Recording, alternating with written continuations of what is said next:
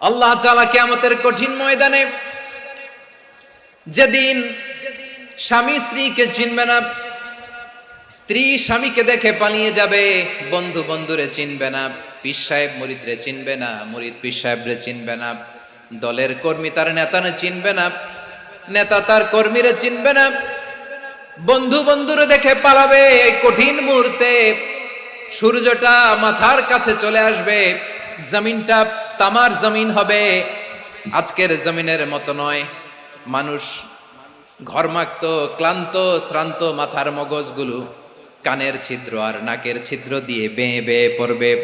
বিশ্বনবী ফরমান, ময়দানে 7 শ্রেণীর ব্যক্তিকে রব্বুল আলামিন তার আরশের নিচে ছায়া দিবেন।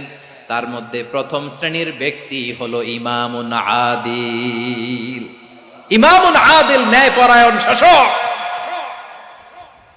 যে ইনসাফের সাথে বিচার করে।